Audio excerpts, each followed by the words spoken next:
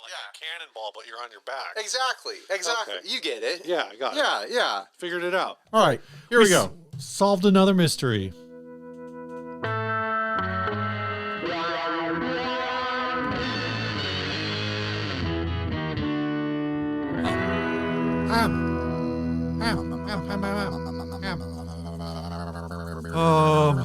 Hey everyone, I'm Ryan. And I'm Steve, and this is 60 Cycle Home, the guitar buying, selling, trading, modding, fixing, breaking, reviewing, playing podcast.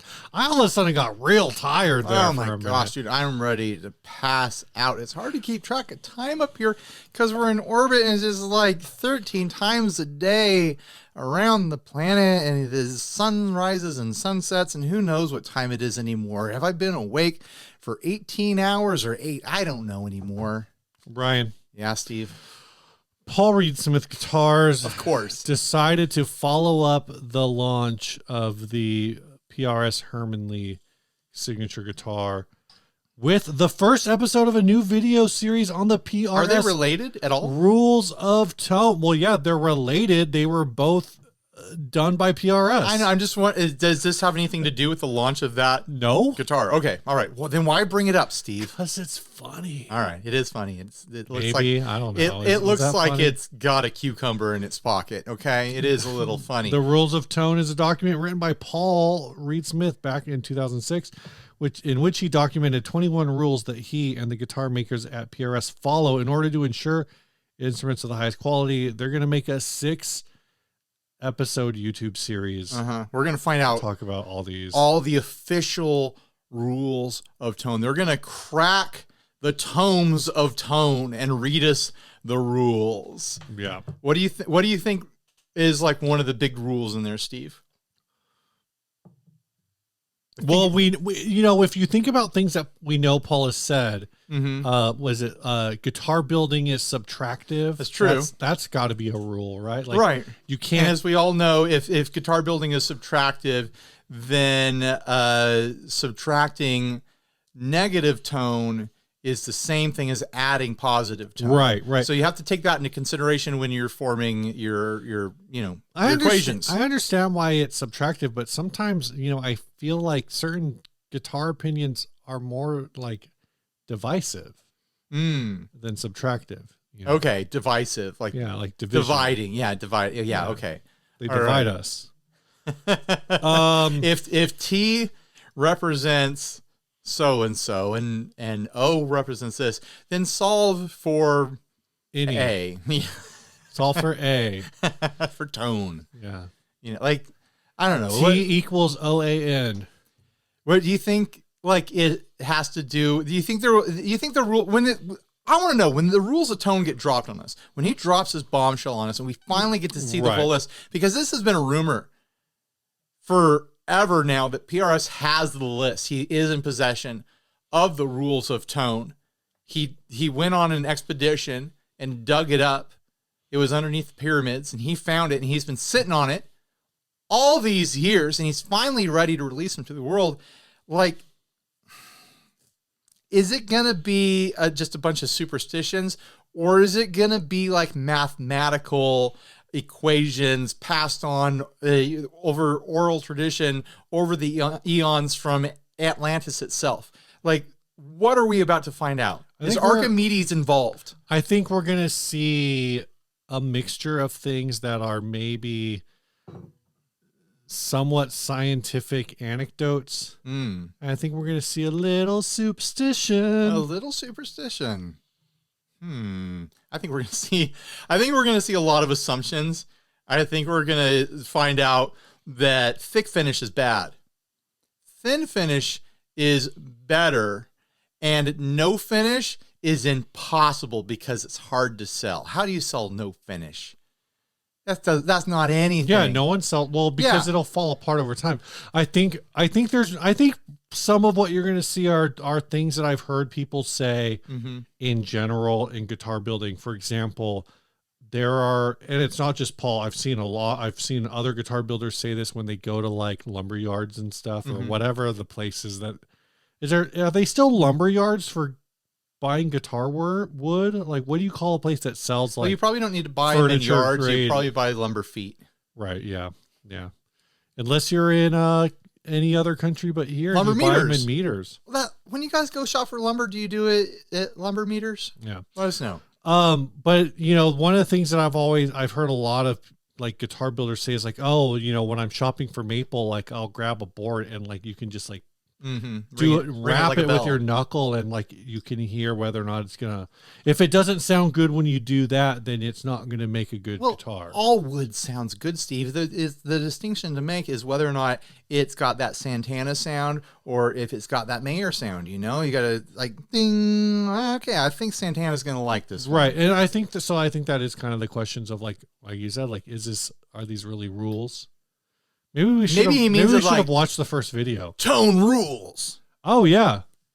No, but it's rules of tone. So my official take on tone is that even what is it is the first question. Does it even exist, or is it just a word that we say to fill empty space? Right. But if tone truly does exist, I'm not a believer in good or bad tone. I believe in the gospel of appropriate versus inappropriate tone. And any tone could be appropriate in the right situation, and any tone could be inappropriate in the wrong situation. But I do believe that certain parts, certain elements, certain measurements, whatever, of a guitar do change the concept of tone that you experience with that instrument. So we've got a PRS sitting dead center behind us, and we're going to go tip to tail looking at every part of a guitar. Not looking because it's behind us, but we'll put a little arrow at the part that we're talking about. Do you want to start at the tip or the tail? We're starting at the tip, Steve. I always start at the tip.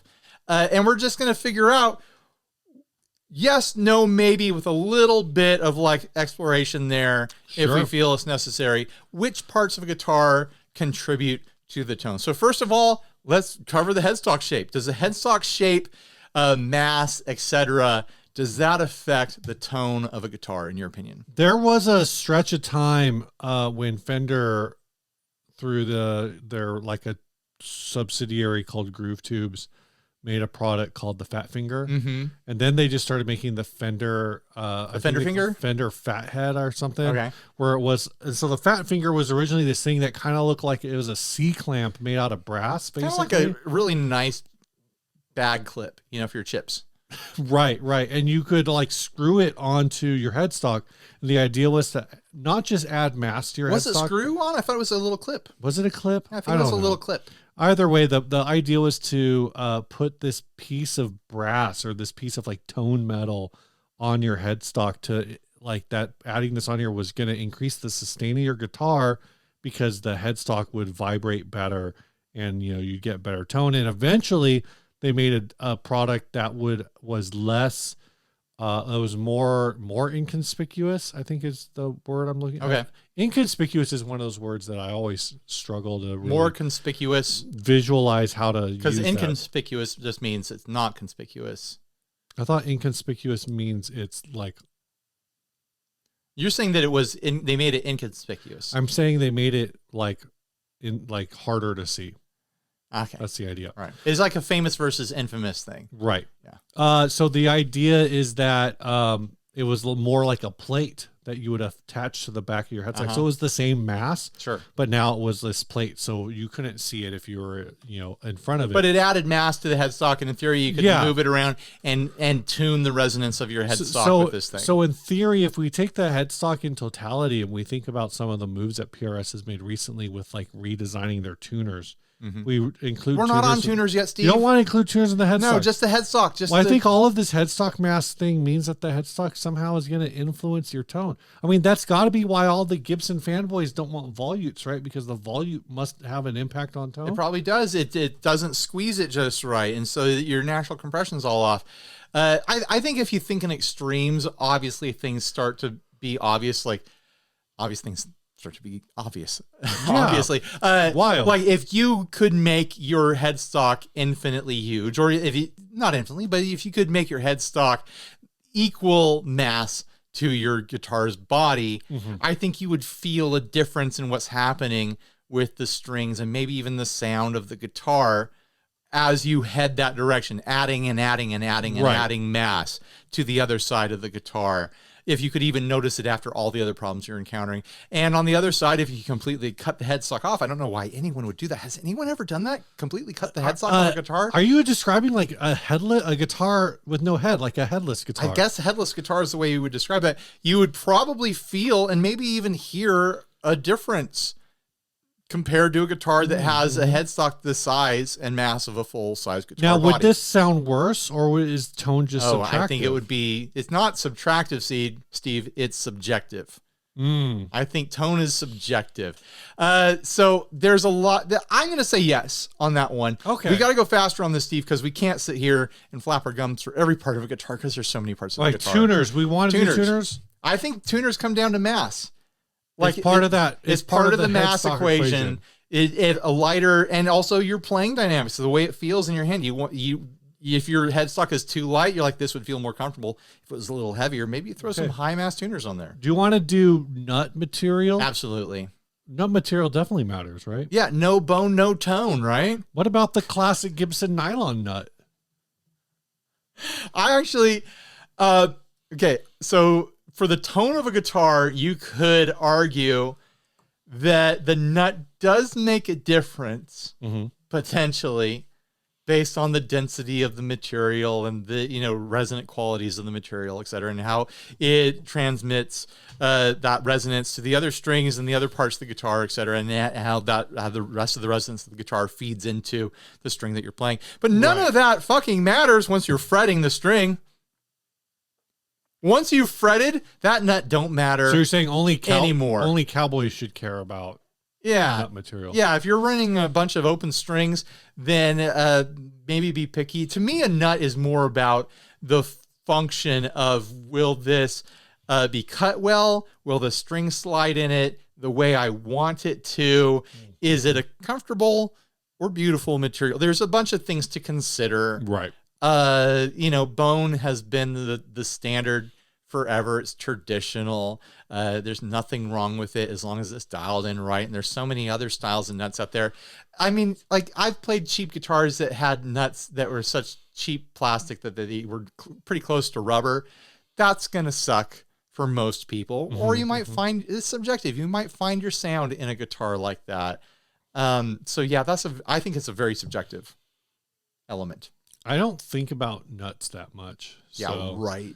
Let's move on to you want to do fretboard or neck material? Well, you mentioned volute earlier. I mean, I guess that just falls under neck. Let's do neck. Let's do the neck. Neck wood. You think neck wood? I mean, do we just want to skip all wood because tone wood is clearly okay? real, We'll come back to. We'll do tone wood last. We'll do tone wood last. You're not gonna believe point 3.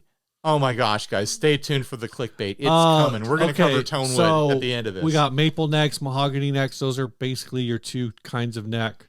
Oh, we're talking about fretboard now. Oh, we're talking about fretboard. Yeah, because we're going to cover tone wood of the main mass of the guitar, which includes the neck. So here on the fretboard, I think on this one, it's that's rosewood. Some sort of rosewood. Does binding impact tone? Does neck binding? I'm going to say neck binding does not affect tone. Again, at extreme options, if you replace the entire fretboard with binding, I am willing to bet that a feel and sound change would happen. I tend to observe a feel change with binding anyways. I don't always love binding. Interesting. Yeah. So there's a subjective element where the way that you interact with the guitar, because its physical qualities are different than another, does affect how you play and your relationship with the guitar. It might eventually affect how you attack the strings and the sounds that you produce with it. I don't know. Do you think in these rules of tone, these PRS rules of tone, the thing that they always say is that the PRS birds inlays is because his mom likes birds. His mom likes birds. Yeah. But what if he actually reveals that there's actually math behind it? What if they're not birds? What if that is just the universe revealing some sort of sacred symmetry, and he's cracked the code and he's found the exact inlay shape that projects the ultimate amount of resonance and, let's call it tone, through the fretboard. Right. And they just so happen to reflect shapes from nature because we're all plugged in to these universal laws. Yeah. I mean, that's basically what I'm saying, though, is like, or is there just, I mean, yeah, I guess people are going to think I'm a hippie. I don't believe any of that. What I'm saying is like, do you think there's an effect of like where, because say you fret the third fret and then I tuned to 240, by the way. You got a dot inlay there versus a block inlay versus a bird inlay. Right. Do you think the tone at that fret changes based on the type of inlay?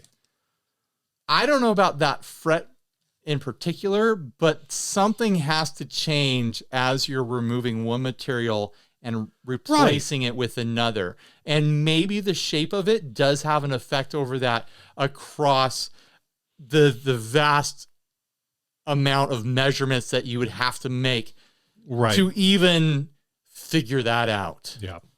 The laboratory conditions for these measurements would be so impractical. There's no reason to actually ever prove any of this stuff whatsoever. So fretboard material, rosewood, maple are the two main options. I tend to think that maple sounds brighter and rosewood sounds darker. That's the classic convention, and my experience confirms that. I know there's people who will try to say that it doesn't matter, and I don't know if it's. I can maybe be convinced that it's a feel difference that actually like changes the way that I approach guitar. I think it definitely feels darker versus brighter, but I think they do sound different. I think there's like an inherent tone, which is pissing off so many people. Which is interesting. It's actually interesting because with my what I was talking about last week with my what's new with the Silver Sky SE versus the Fender Strat. Is the Strat had rosewood and the SE had maple, but the ways that they sounded was actually flipped. But I think because the guitars are just so different, like the pickups are different and everything else that was impactful there. What's the next part? Frets. Fret material. Gotta have them. How many? Where they are, how many, what they're made out of. I mean, there's a whole medium, jumbo. There's a whole contingency out there that will not medium will not buy PRS 24s, whether it's like the custom 24 or the CE 24. Well, that has to do more with pickup placement because it changes the pickup placement, which does change the tone. Absolutely. So 24 fret neck absolutely does change the tone versus a 22, a 20, a 19, heck, a 14 fret guitar. Has a different neck tone. Did you see that? Like, was it a 37 fret? Yeah, electro. Yeah. Was it? What was it? A Baratarlin or whatever? Yeah. That thing's crazy. That thing's amazing. I forget that it's Michael something, isn't it? We've been sent it like a dozen times. Well, I was already following him because that dude rips. Oh yeah, and he like. I see his short form content. I'm assuming he has long form on YouTube. I haven't found it yet. Who has time, right? If you're editing your own videos all the time. But I see his short form pop up. I'm like, man, this is the kid that's going to replace me. I won't need to exist anymore. He plays surf. He's got weird guitars. He does fun experiments. He's good on camera. Hats off. Game recognized game, and you're going to beat me hard. What's the next piece then? We got to talk about plastics at some point. I think frets do change the tone. Oh, we're still talking about frets. I've had stainless steel fret guitars. Yeah. And they have this almost like sizzle compared to a standard nickel fret. You can't just like roll the treble down.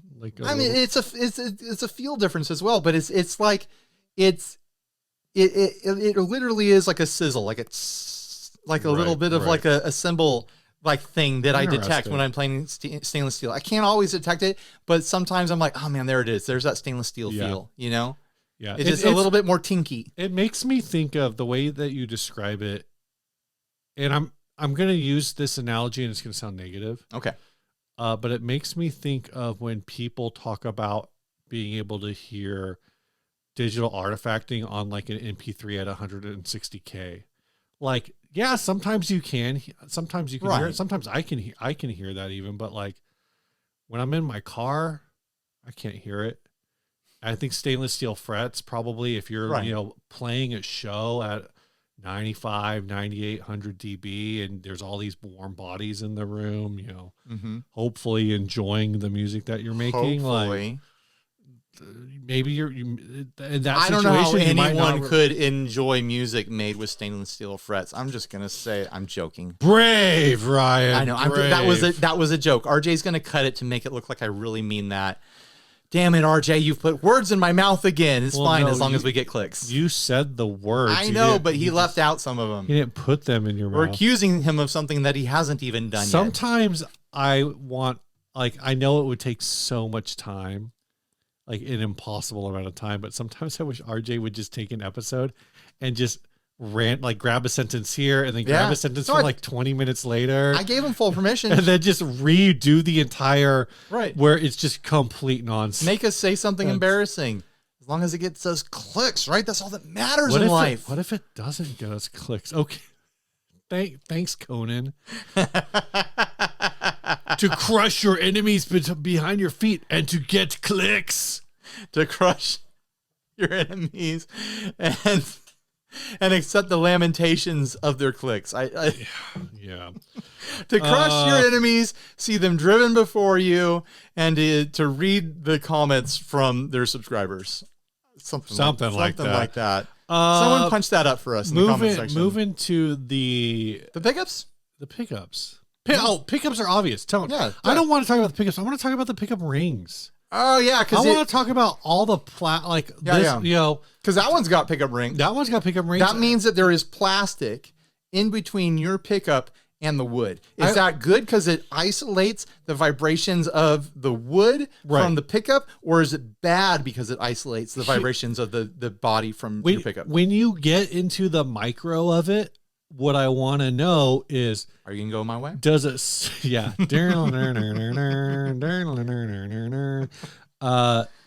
was born.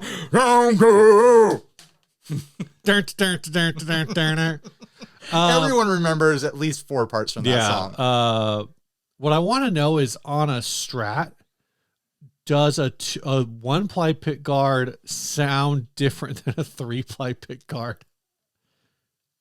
I think on some measurable level, it'd be like the absolute microest levels, right? I mean, the pickups are mounted in it. So, there could be some resonant change that could be measurable. And there's no way to, there's got to be, I think there is absolutely a measurable difference in your enjoyment of the instrument depending on your preference. Like, I love the single ply pick guard on my Duosonic, and I would be bummed if it was swapped for a 3-ply. There's no way, I don't have the equipment to do it. I can't imagine somebody taking the time to do this, which is, they always do the pickup swaps and whatever. And the argument that's always been made is, usually when you do a pickup swap, maybe you're going to change the strings, maybe you're going to go to a different height or whatever and all these things. But what I was thinking about is if you were doing all of these swaps and you did it all with torque wrenches and torque drivers, so you're every pick guard screw is screwed into a maximum force of X, so you're counting how many threads are going in each time. You're just doing it by pound force measurement. I know. I know what a torque wrench is. But yeah, it's that level of precision, and then you can be no, now. Steve didn't think I knew what a torque wrench was. Well, I'm just saying, you're and you can count the threads. I'm you don't need to, Ryan. No, you got a wrench for that. No, but you can make sure that it goes back in the exact way, lining up so that you're not opening up new threads in the wood, Yeah, you make sure all of the hexes are lined up at the correct angle, identical all the way through. Oh my gosh, I do not want to figure out 30 degrees over center on every when you screw on my pick guard on a bolt-on neck. You got to make sure they make complete vertical tees, it's a perfect the Phillips head screws line up to be a perfect square. Right.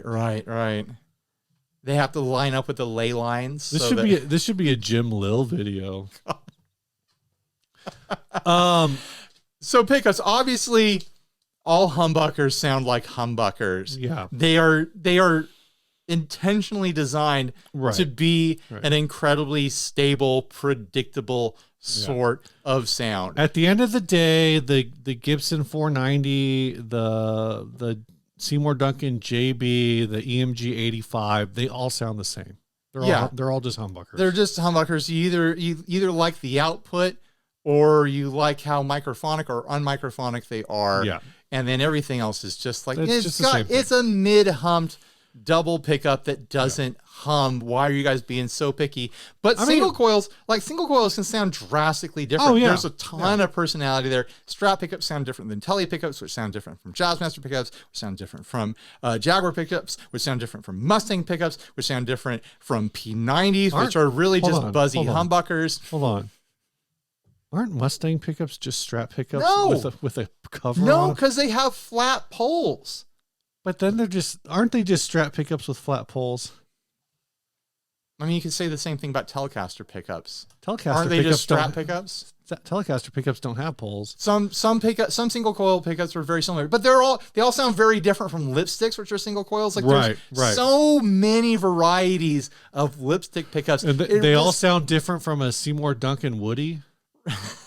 They all sound different from each other, but then when you start to get into like wines, magnets, and stuff, the difference they become more subtle. Right. Like there are differences in between, even in humbuckers, I admit, differences in between the sounds of magnets and stuff like that. But all this stuff does change the warmth, the output, the brightness. Like it changes EQ stuff and it changes output. All this talk about magnets, Ryan. Mm-hmm. It reminded me. How do they even work? It reminded me that the moon is a magnet. And it got me thinking, like, is this going to be a sponsorship somehow? I wish. But it got me thinking, like, does the moon affect your tone? Oh, probably. Like, it does the magnetic field of the Earth affect the Sunspots. magnetic field of your pickups? Sunspots are which side of the motion of the solar system we're on? Are we going towards, or are we being pulled back on the backside of the solar system? Like there's got to be some classic recording of some band. It's like there's a lot of versions of Pink Floyd's The Wall, but the true definitive version is this one. And someone's going to go through the astronomical records and they're going to be like, there was a solar flare going during that recording session. You know what? Once they figure that out, then they can start making pedals that simulate the conditions. That's right. That David Gilmour's Big Muff were under. Get ready for the JHS solar flare coming to you soon. It's got a switch on there that goes in between 3 popular solar flare settings. Yeah. You get them all. It's not 9, not like the Muffaletta. 9 solar flares. They call it the lunar calendar. Yeah. What would this pedal sound like? You got any other rules, Ryan? When the moon is waning or waxing or whatever. We got to crank on this. We got to crank this hog. Do we want to do bridge and tailpiece together? Or each separately? Yeah, they go together. They're metal. Yeah, they're made of metal. I think bridge design it's so complicated because bridge design also heavily influences the guitar's overall design, how the body is built, how things are arranged, how far the strings are off the body, how close they are to the body. A lot of times scale length, you're going to find shorter scale lengths on Tune-O-Max. That's a huge thing. Scale length changes a lot with the tone of your guitar. Here's a pitch for you, Ryan. Pitch me. If your tone sounds like ass, maybe your bridge needs to be high mass. There you go. There you go. That rolls off the tongue. Yeah, kind of. Some millennial humor right there. A little ham-fisted, but that's okay. And the tailpiece, of course, What if it's a wraparound tailpiece? You know combo? What people do? Like when I was starting to play guitar and buying guitar mags in the 90s, they wrote articles in every mag. I worked in a grocery store, so I got to read all the mags on my breaks. People were trying to figure out in all the magazines, writing full articles about the benefits or the drawbacks of wrapping the strings around the tailpiece. Because I wasn't even thinking of that. Chris Cornell was doing stuff like that, and all sorts of other people. It's like, this guy wraps this one under and this one over, and then he runs the other ones regular. It was a whole thing in the late 90s, early 2000s. And you listen to the music, and it was just people playing chunky power chords into stacked Marshalls. Like, it did not matter at all, but maybe it changed the feel or something like that. Sure. So now we're there. There's literally nothing else to talk about except for the knobs. Well, I was going to say, knobs. Do knobs matter? Knob material? Like when you go back to the high mass, low mass, resonance sort of thing, maybe the amount of holes that you have in the body to host the amount of controls you have, the amount of wire that's shoved into these crevices in your wooden body. That's actually a really interesting point. For every knob and switch that you have on the guitar, that's a mass swap. You're swapping organic mass for inorganic mass. You're introducing a change in resonance. Yeah. Like imagine if each one of those components that you're connecting to the guitar was a tiny little tuning fork, because that's exactly what they are. They all have their own resonance, their own mass, their own way that they interact with the guitar. And the universe. Of course, the universe, solar flares, all that. We already went over that. Yeah. Each one of them changes something. It is adding or subtracting or altering something. Every little minute change does something to your tone. Now let's talk about the wood. Is tone wood real? Of course it's real. Fuck no. It's right no, there. No, it's totally real. Like, look at it. It does exist. It's made out of wood and everything. And like, here's my thoughts on tone wood. We should really just call it tone material. It should all be tone material. And here's because obviously guitars can be made out of all sorts of different types of woods, all sorts of different type of materials. Really, there's nothing stopping you from making a guitar out of literally anything, and it will probably function. You could make it out of a liquid somehow. That resin guy kind of proved that, right? Right. I do think on some measurable or just subjective level, the density, the dimensions of the material will change how the string reacts to your playing forces and how you feel and experience those changes in the strings and the resonance of the instrument, and then eventually the sound, the signal that is outputted from the instrument, just simply based on dimensions and density, mass, et cetera, like things that are actually kind of measurable. I think everyone gets hung up on species of wood when they shouldn't.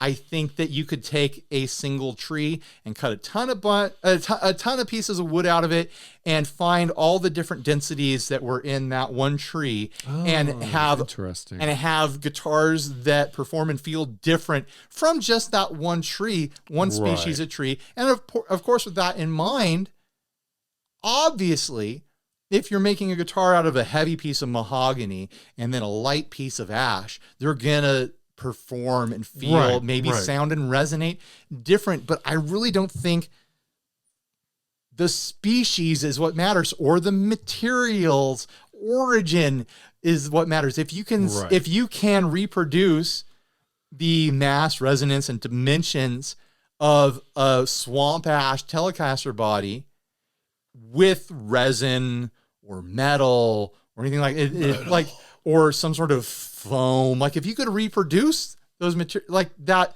those dimensions, my suspicion is that the feel, sound, resonance, tone will be very, very similar. And I think we could see a future where they just come up with grades of material and like, oh, here's a chunk of material that is this grade of density. So I feel like I've played a handful of like 3D printed bodies, and they always feel weird. Do you think that's like if you took a 3D printed body and then filled it with like a certain density of foam, like I think a lot of that would be improved? So you look at the wood under a microscope. There's places where there's fibers, there's places where there's empty space, there's places where things have dried out hollow. Right. If you can reproduce that, you're essentially reproducing wood. But if you can reproduce that general average structure of density and fibrous material, I think you can just reproduce the feel, tone, et cetera, of a piece of material. Yeah. That is my suspicion, my theory, if you want to call it that. Thank you, scientist Ryan, Dr. Ryan, for your take on this. Straps. Now let's move on to strap. No, let's call it over. This is a long discussion about tone. Yeah, and the thing I need to say to you now, Ryan, is that this episode is brought to you by Reverb. Thanks, Reverb. You got anything to buy? You got anything to sell? Maybe you got a few pedals laying around. You're like, hey, maybe you want to experiment with tone, and you want to buy 50 different strats made out of 50 different woods. You could do that on Reverb. You can find that. Yeah, probably. Yeah. What were you going to say about pedals before I interrupted you? I was going to say, so you can get into this guitar thing. Maybe you need to sell off a few pedals first. You can do that on Reverb too. You know who's selling some stuff on Reverb right now? RJ's now selling some stuff on Reverb right now? Yeah. Huh. So, tell us about that while I get this PRS out of shot. I mean, I don't know what he's selling exactly, but I know he's got them up there listed, and some of those things they're moving pretty quick. People are coming in and saying, yeah, I want that. And that's the beauty of it, is it's a large marketplace, and it's almost like, I don't want to say like every piece of gear that's ever existed is currently on Reverb, but it feels like, here's a pitch. Pretty close. Comes Reverb.com. Buy what you want, sell what you want, never have to look anyone in the eye. Wouldn't it be buy what you want, sell what you don't?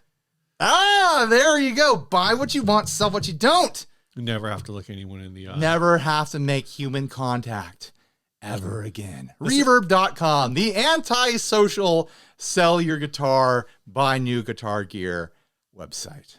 I think that part of the slogan needs a little more. I feel like I'm getting real close, though. Very close. Yeah, I'm like almost there. 85%. I think. I'll workshop it with Tony and Brian later. Great. Yeah. This episode's also brought to you by ChaseBliss.com. If you're looking for a pedal more creative than you are, head on over to ChaseBliss.com. Get on that mailing list, because they have new things that they are letting you know about all the time on their email. And if you want to know about those new things, because you're interested in gear like we are, you want to be on that mailing list, Ryan. Yeah, you know what? Chase Bliss has secrets. If you want to be the first to find out and get on that mailing list, is all we're saying. You want to be the first to get on the block to know Chase Bliss's secrets. That's what you got to do. All right, Steve. This ad was sent by Jacob Pichon. It's a vintage Fender 60s Jaguar project. This guitar has been highly modified. One can see that Fender wrote in hand script in the 1960s. The guitar is without pickups and wiring circuit. The neck is from a Fender USA 1966 Jaguar with golden hardware. Very light. I have looked at this picture a little bit. $950. This is ended because there was an error in the listing. I wonder if it was relisted. It must have been. The error, I think, is them claiming that the neck is vintage, because it's clearly stamped May 8, 2023. What's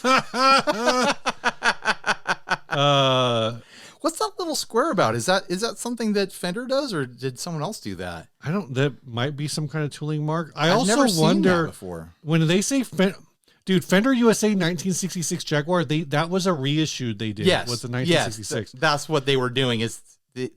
So the listing was correct. It's just not confusing. Correct. Yeah. I'm going to say, we'll get to the way the body's been mangled in a minute. One of the coolest Jaguars I ever got to see and play was that one that remember when we used to jam it at that church? Yeah. The Clam of God is what we called it, because it looked like a giant clam inside. This guy he had a band there, and we would all just kind of jam together. He had this Jaguar, paint was completely stripped off. Pick guard was gone, so it's just like raw wires and the pickups mounted into the body, which they all are already.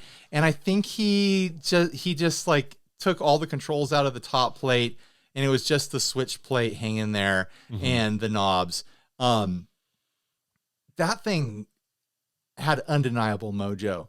And so every time I see a stripped down Jag, I remember that guitar a little bit. Sometimes I think about trying to recreate it, because it just felt right. It was just so much fun.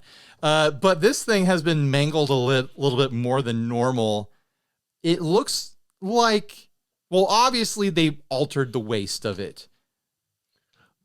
I think the top and the bottom waist, but the top waist a lot more than the bottom. Yeah. They tried to make this thing thinner and curvier, I suppose. I think they also took the tip off of the top horn, it looks round. We're looking back. Yeah, it's definitely been rounded off. I'm almost wondering if they just cut a new body and did it weird. But I don't. Oh, this is a wait. They have Jazzmaster pickups in At one point, this had Jazzmaster pickups in it, but it's still not a Jazzmaster horn. Nope. Is it a?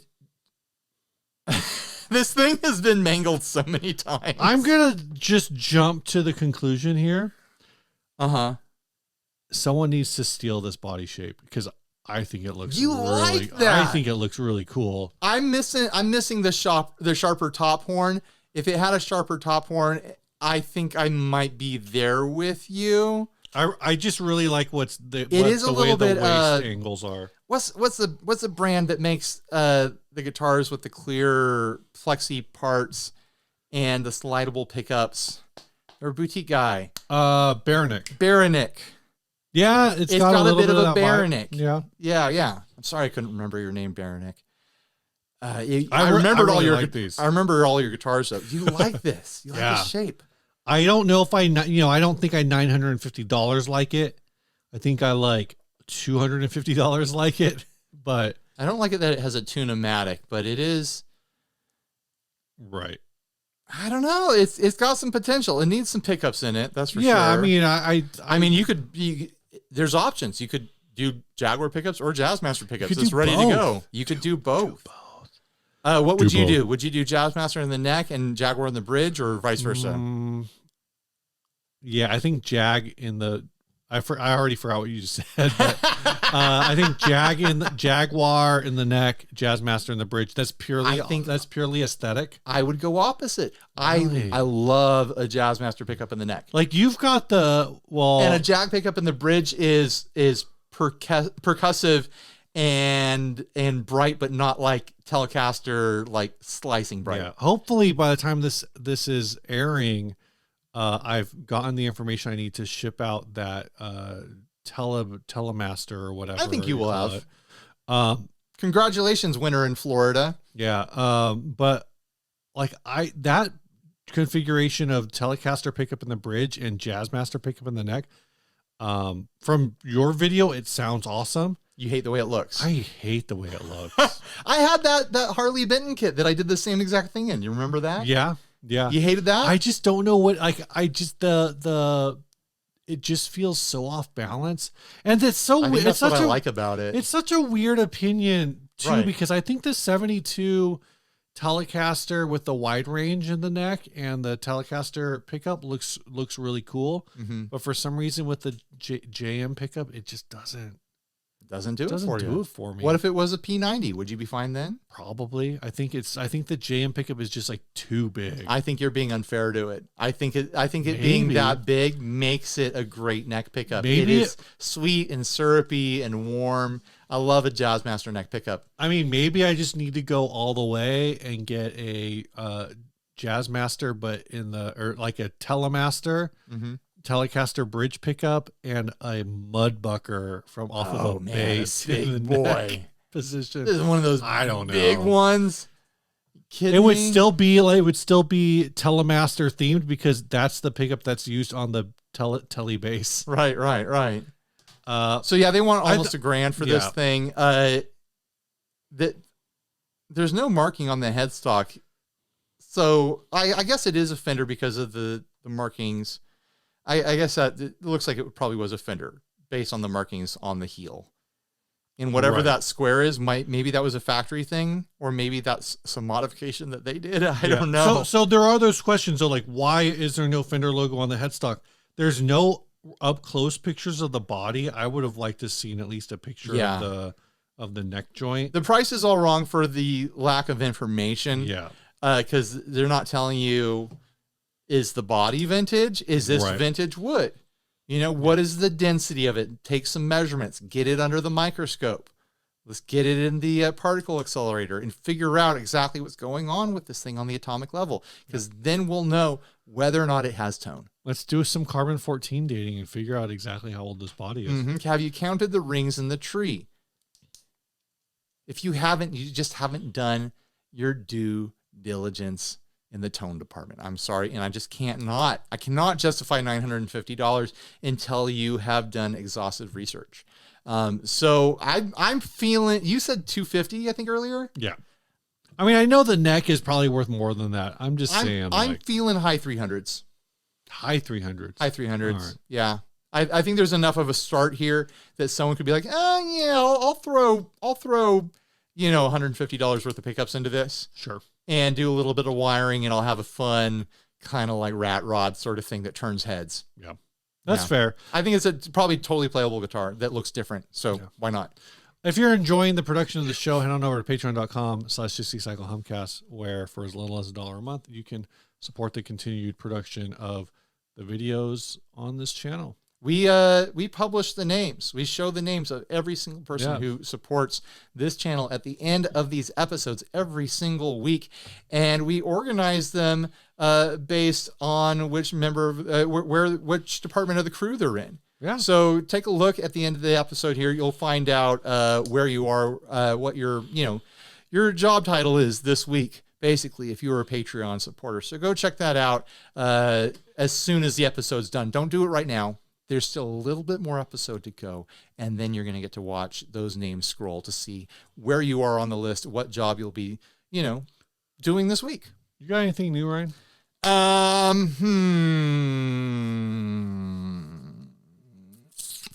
The ship has a tone knob now. Speaking of tone. The ship has a tone knob. So you're right. See the thing on the wall? It's got a little resistor on there. That's my left. Oh, your left. I'm sorry. I'm looking at camera left and right. That's our tone knob, and that's our volume knob. Oh, cool. Yeah, good. Just thought I'd point it out. Awesome. You got anything new, Steve? No.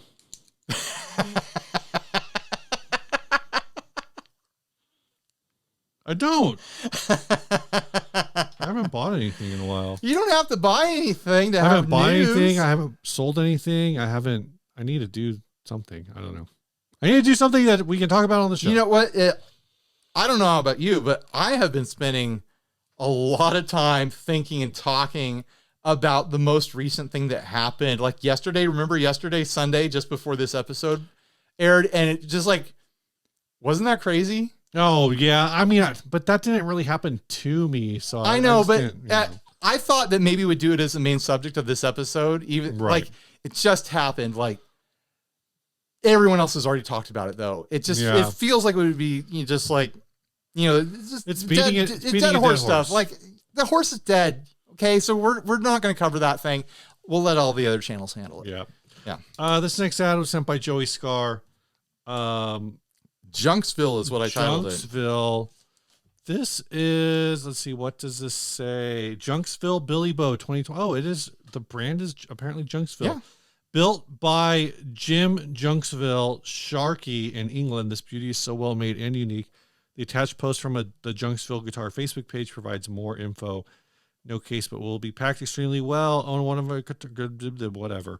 Got the new build. Yeah, the F holes are interesting. Sure. First pickup is a mix of Alnico 5 and 3, 3 on the wound strings, 5 on the other. Second pick, all Alnico 5, push pull for 2 different caps. Damn good fun making this one up for sale in a few days after she settled and had a final setup. Damn good fun making this one. This has basically double tele bridge pickups in it. Yeah. Not basically, it literally does. That neck looks really good. It does. It looks pretty. I think the double pickup ashtray thing is the main thing I want to talk about. Well, hold on. I don't think I read the price on this. The price is what? I know. $350. It looks killer for $350. Nothing we say is going to matter about this guitar at all, because the $350 thing is the thing that matters. Because like it clearly this is a looker for $350, whether you like the looks or not. Like this is a fun looking guitar. Because like $350. I haven't played it. My guess is that some sort of crazy foreign currency that we're not aware of. Is the Billy Bow normally a semi-hollow body? No, I don't think so. But that them utilizing I have suspicions whether or not that crack is a natural shape or if they cut it. I assume it's cut. It might be a little bit of both. I think I get it. I get what they're going for, but the repaired, kind of like imperfect live edge sort of thing. Yeah, I'm not really into that. I would have enjoyed this a lot better if it had just been a clean top. Maybe the little cracks on the edges, or some other natural sort of thing going on. But this does feel a little Disneyland to me. It's giving barn sexual. Yeah. Where it's like, I don't mind the semi-hollow part. Like, do an intentional semi-hollow thing, but yeah, the barn sexual element is just not my style. I am liking the double pickup tray thing. Right. I say, why not one more? Go triple telly. Tray all the way up and down with the metal ridge unapologetically. But I guess they didn't do it with the bridges, but Fender did do like a triple bridge Telecaster pickup guitar. Right, but they didn't have the ashtray that went all the way. I want to see that. That's like a Chibson product right there. A Telecaster ashtray pickup mount that goes all the way up to the neck. Just packed full of pickups, all bridge pickups. I really like that this guy's got his branding down. He's doing the stamps on the front. He's doing the stamps on the back.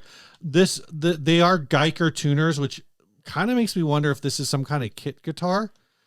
But I mean, there's brands that use Geiger all the time. Like uses Geiger for their stuff. But again, like that. So I think they do. Geiger would be like they're branded, but they sure seem like Geiger parts. Right. Exactly. What I'm saying is, if I wasn't for those, this kind of fits in that category of like, you throw high-end components in it and then you raise your price. Though $350 seems insanely low for this. Again, I don't know if this was a kit with a lot of modified hardware. The Geiger tuners, like I said, it kind of throws me off a little, because if I would have seen this with shallower tuners in it and everything else is nondescript, and this was like $2,500, I'd be like, yeah, I could see that. Looks like a small builder did a fun thing. This is giving me really big Tone Ranger vibes. Yeah. Like, and the leather pressed pick guard. It might not be leather. That might be like a metal ceiling tile or something like that.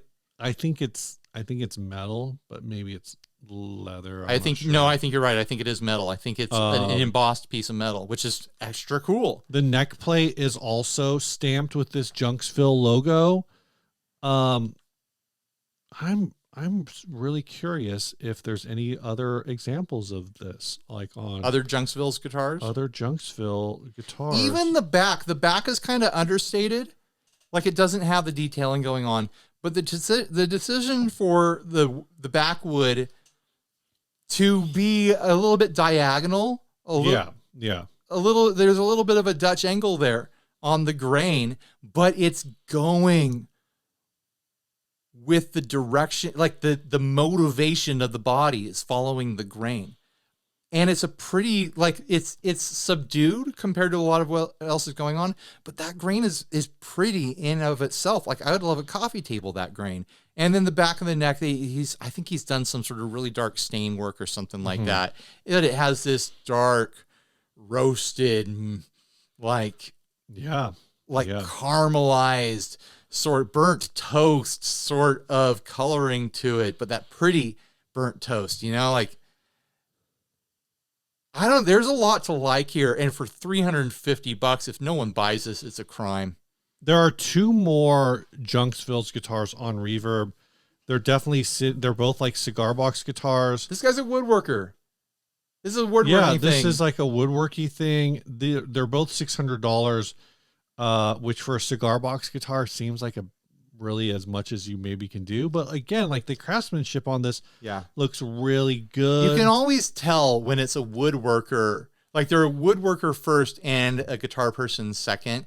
And this pushes a little bit this direction, but the guitar parts are so strong that they meet together. Because when it's predominantly like, oh, this is a woodworker showing off woodworking stuff, then it tends to push more into like county fair sort of vibes. Yeah. But no, I dig this thing. Like, I think your connection to Tone Ranger is, we've said tone more than anyone's ever said it in the history of the world in this podcast episode tonight.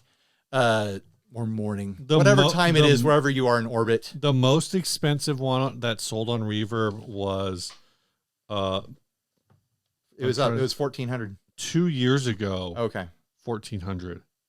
That thing looks great. And it's also a Billy Bow. But again, Jones this one it? has TV Jones I don't in like it. the hook on the headstock. Yeah, though. that's... How much did it sell for? 1400. I don't want to hook on my headstock for $1,400. Yeah. I'm sorry. And again, this neck is giving kit. The only builder I have seen that I personally believe has been able to pull off a hook or a bottle opener, whatever you want to call it, on a headstock shape is Sully. Sully has just nailed that little angle, and just it's not a hook, it's like a barb. And I think that's what you have to go for. It's not the fishing hook, it's the little sharp barb. That's the way you have to do it. All right. Well, thanks, Joey. This last ad was sent by Tracy Suh. It's called the Gainboy. It was $1,700 at Guitar Center. I called it the Gainboy. The used Anisadora headless speedrunner. It's actually called the Speedrunner retrographic solid body electric guitar. This is a headless guitar with the body of a certain video game handheld console that's got Ren and Stimpy on it. We're talking about a Game Boy. Basically a Game Boy. I basically want to just talk about Game Boys for the rest of the show. You don't want to talk about Ren and Stimpy? Well, we could do that too. Here we go. Was there a popular game? Well, first of all, Steve, did you have a Game Boy? Yes. A classic. Yes. You had the Game Boy Classic. I had the original Game Boy. Oh, you had an original. Which is this one. The big blocky gray one. Correct. Thick boy. Yes, the one I believe came out in 1980. We have a shared childhood then, because I had one.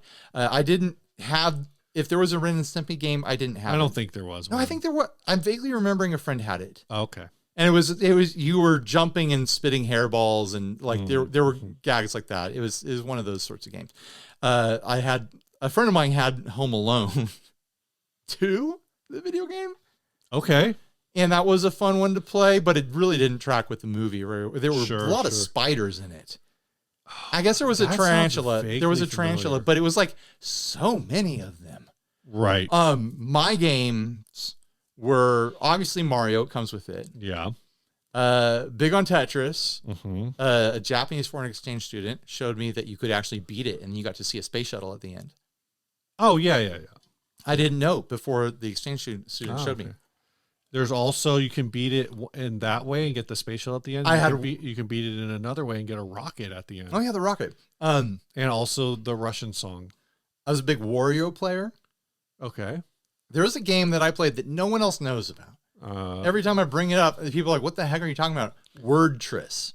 It was like Scrabble and Tetris got together and made a thing. I've played Wordtris, but not on Game Boy. Oh. I had a pack of like a bunch of random Tetris games. So there's like Wordtris. There's also Welltris. So it's like a 3-dimensional Tetris. A really, really good one. Jurassic Park. I remember it being really, really good because for Game Boy? For Game Boy, because it was like a like what would be if there was like lots of different styles of gameplay in one game, what's that called? Oh, I don't know. Like there were shooting parts where you're walking around like kind of like a Oregon Trail style, sure, like shooting bullets at dinosaurs, and there were like you could earn different styles of bullets and different styles of guns. Oh, okay. It was very involved, and then there were parts where you're like maneuvering the car. There's like side scrolly parts. Like it was, it's like multi-genre. It was, looking back at it, I think it was ambitious. I think that was a cool game. Yeah. Maybe I'm just painting it with rose-colored glasses because I haven't played it in 15 years. It probably sucked. It probably sucked so probably bad. Trying to do too much. But I remember being so compelled by like the collect the bullets that you need element of it. Like, you'll be able to beat the T-Rex. You shoot so many dinosaurs in this thing. It really follows the story of the movie. There's a lot of games. And the book. There's a lot of games that are built on. I actually think that they based the movie on the video game, and it was so good that they wrote a book about it. Yes, that's exactly how it works. There's a lot of video games based on movie, like film properties, right, that are just like atrocious. Well, it's not that they're atrocious or not atrocious; it's that they're just insanely difficult. Right. Like, I don't know about Jurassic Park, but I have played Hook for NES. I think that's on the list of like one of the hardest NES games. I don't think I played that one. I played Star Wars on Sega Game Gear. I think that's on the list of one of the hardest games ever made. And I've played Lion King is notoriously one of the hardest games ever made. I babysat a kid that had Lion King, and fuck that game. It was just atrocious. Are you kidding? No, Aladdin was fun though. I've heard Aladdin was. It was basically fun, yeah. Prince of Persia. Right. But back to this Gainboy guitar. Yeah. It's got DiMarzio pickups in it. It's got like I think the trem is from Geiger. We've got another woodworker special here is what's going on. Yeah, so because the body is a very nice shimmery blonde quilty maple. Yeah. And then you've got the black screen part is a dark stained wood of some sort. And then the screen is stained green, and it's all this thing is 100% correct as far as dimensions go. Like I could pick this up off of the iPad screen right now and hold it in my hand. Sure. Now I'm Game Boying. It's got the D-pad. It's got the 2 buttons. It's got the other 2 buttons, your start and your menu. It's even got the little speaker grill. Like every part of it is just nostalgia bait for me. But it's also like I'm just gonna say it's not as clean as the last guitar. No, and so here's the thing: is Guitar Center has this listed for what did I say? 1,700? Is that what we said? Yeah. I don't know anything about this builder. I'm not seeing anything from this builder on Reverb. I'm not going to look anywhere else. The prices should be switched. This should be $350. Yes. That one should, if that one, like I said, if that one was like priced high, I would have been like, I've never heard of this brand, but it looks really well built. I could give this a generous 500 if like a local, like kind of goofy, nerdy, like, you know, egg punky sort of band was like, yep, that's it. We're going to commission that. Right. You know, like right. I feel like I could get in that neighborhood a little bit easier if it fit the right project, you know? Was the Game Boy screen trapezoidal? I thought it was square. Yeah, they did that a little funny. Like, that's weird to me. I think they did that to give room for the Switch. I would have but there's little things like that. There's like a little curve right here that doesn't really make. Oh no, it curves all the way around. Here's the problem. I'm looking at a cropped photo right now. I need to get back to the good one. Okay. But even with that, I believe the screen. Maybe that is no. They did it correct. I was wrong. But that trapezoid element there, I almost wonder if that's lens distortion. They tried to stretch. I think it is. I think it is like a lens distortion. I think they tried to stretch the photo and correct it. Because when you look at the zoomed out photo, it looks good. Okay, that's fine. The whole thing is kind of the red switch. Is that where the power light was? Yes. Was it really? Yes.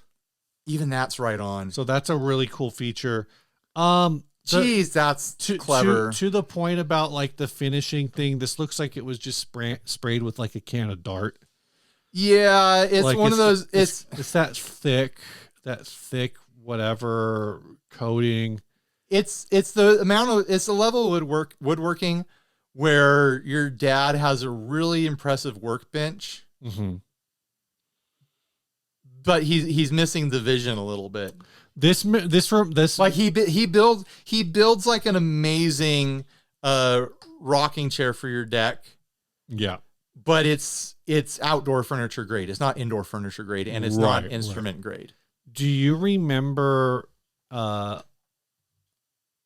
Adam's checkerboard guitar? Yeah.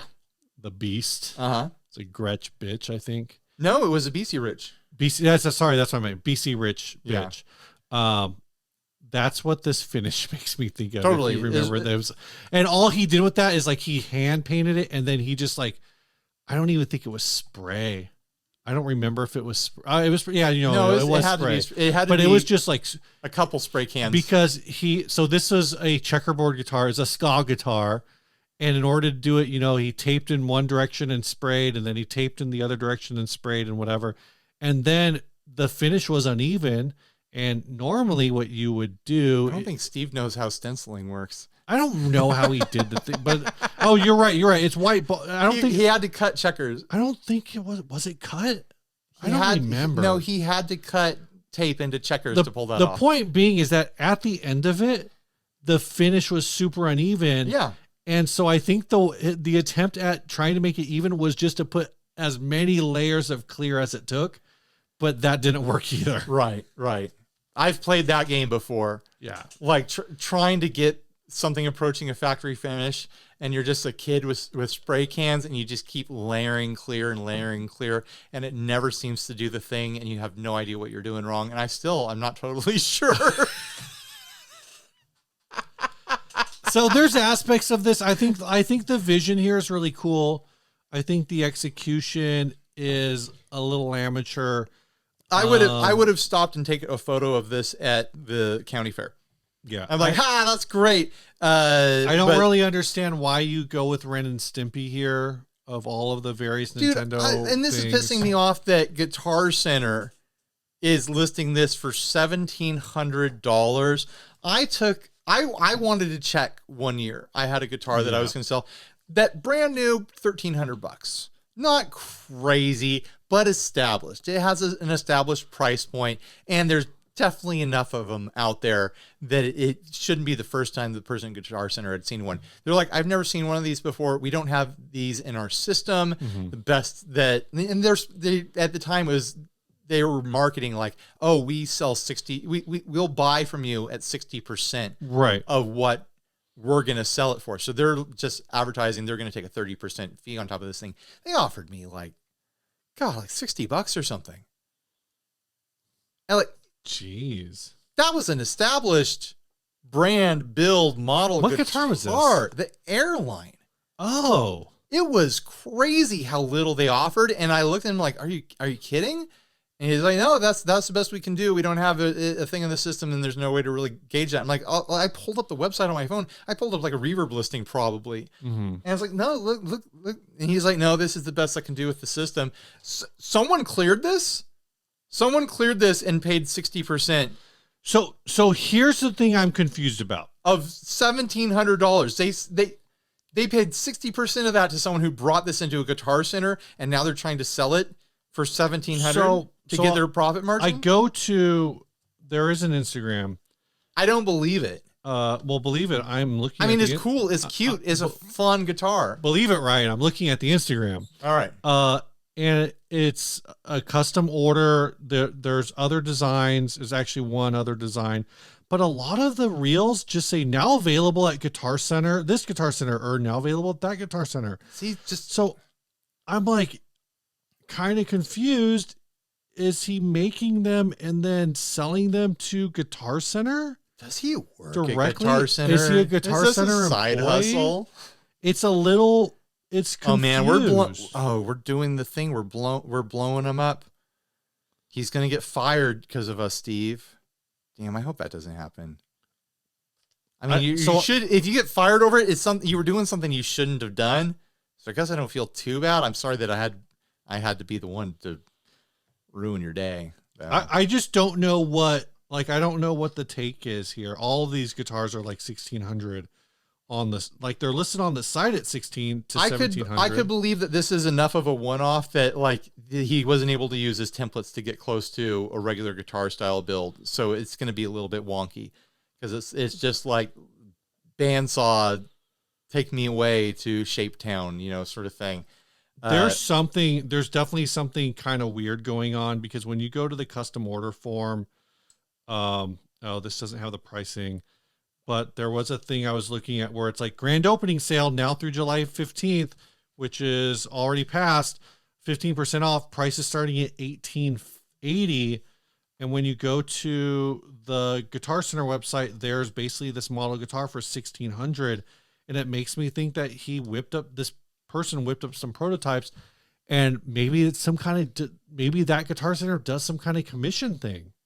Maybe. I don't know. It seems like or this guy's like, if I just take whatever they offer on these builds that I did, and I'm trying to make room so I can make more builds, sort of thing. So I'm just going to take a loss. I'm going to take this as a marketing opportunity, get these up on the Guitar Center website that feeds stuff to all sorts of people's feeds on Facebook or whatever.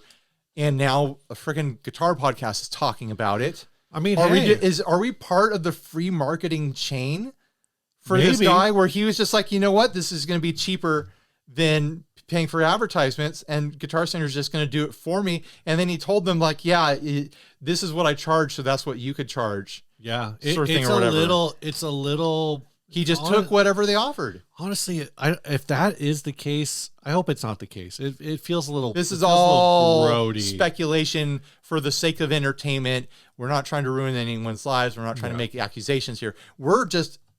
I guess we're exploring what we would be doing. I'm legitimately confused to arrive at this situation. But I'm also like, can you imagine years ago? This would have been like years and years. But again, ago, I want to say I didn't get a close look at the other guitars that he builds, so I don't know if the quality of this represents his other builds at all. They're like, this is a one-off, right?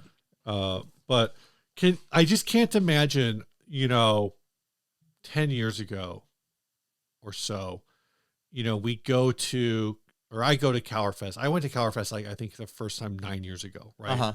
8 or 9 years ago. I can't imagine going to that and being like, oh, wow, really cool guitars, Doug. And he goes, yeah, I've been selling these to Guitar Center. And like, when you go to the CalorGuitars.com website, all the listings say like, oh, custom order one for me, or go check it out at the Guitar Center here, because they got a used one. Right. Like that. And again, maybe this person's got something where he knows the managers at these stores, and it's a consignment, or I'm going to say, yes, I think that is an unusual way to do things as a small builder, to be like, oh, you want to kick the tires? I figured out where a couple Guitar Centers have them in the used section. Like that's a wild, weird thing to do. But you know what? Guitar builders are weird and wild sometimes. Yeah. So I totally wouldn't put it past some eccentric builder to do something eccentric. Like, and they're out there doing fun stuff. And to that point,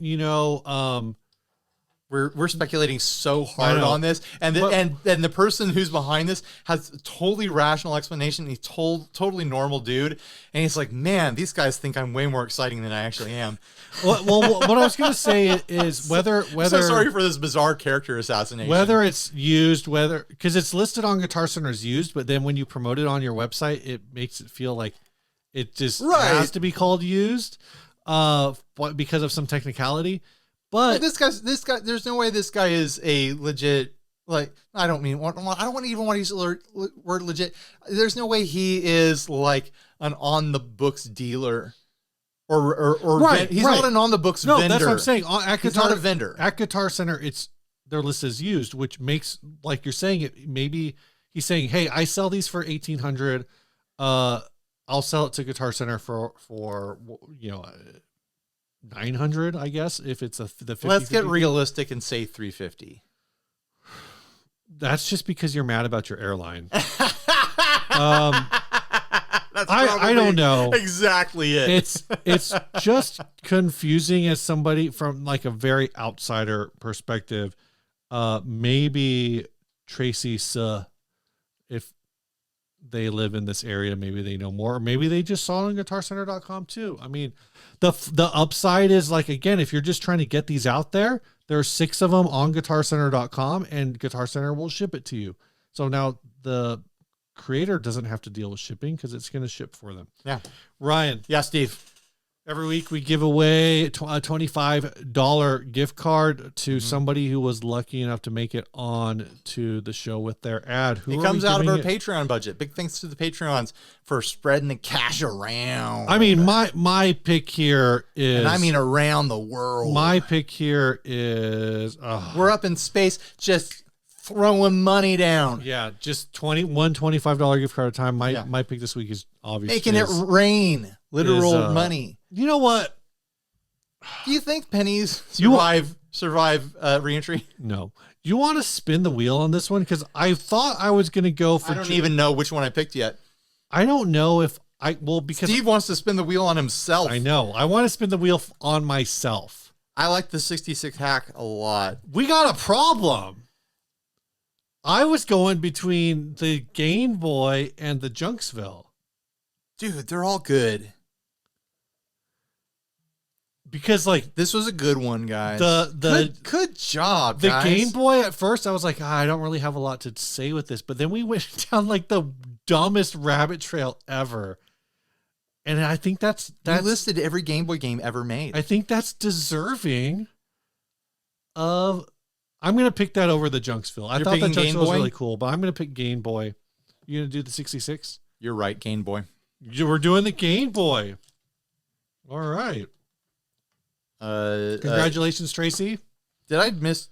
I might have mangled their last name when I entered that in. It cut me off somewhere. You might not. Or I did it right. I don't know. Well, I will say that "se" is a Chinese last name. Okay. All right. I might have got it perfect. Well, thanks, Tracy. Yep. This song, y'all sent really good ones. I'm about 2 months behind. This song, by the way, if you've been wondering, will my ad ever make it? I mean, it's probably like a 1 in 30 chance, anyways.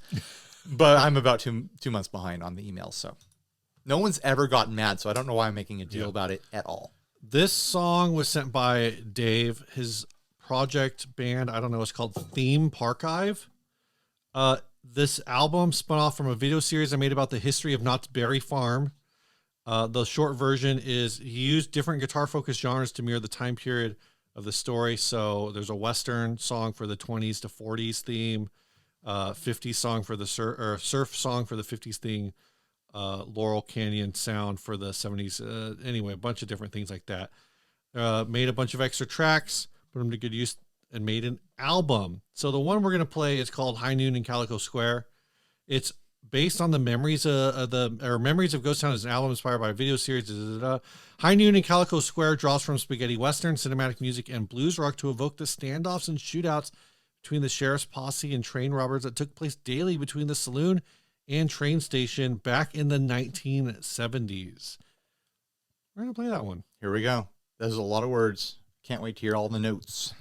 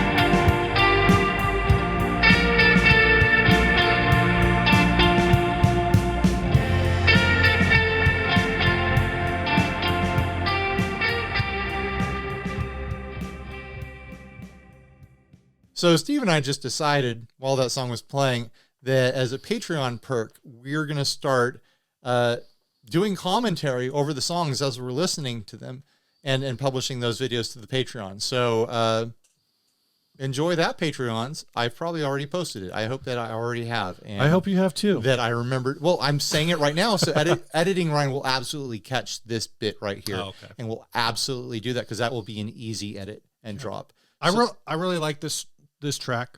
I think it did exactly what what Dave described it as, which is, it's Western, it's cinematic. Yeah. And it's blues. Well, there were some, I was saying there's a little bit of a psychedelic, all Pink Floyd influence floating around in there somewhere. Yeah. So it's kind of like, I think you nailed it. Like this kind of late 80s, early 90s, modern Western sort of thing, whether it be Tarantino or Rodriguez or whoever. Yeah. It's got the, it's a Western, but this cowboy watches MTV sort of thing going on. Yeah. Cool track. All right. Bye, everybody. Stay grounded.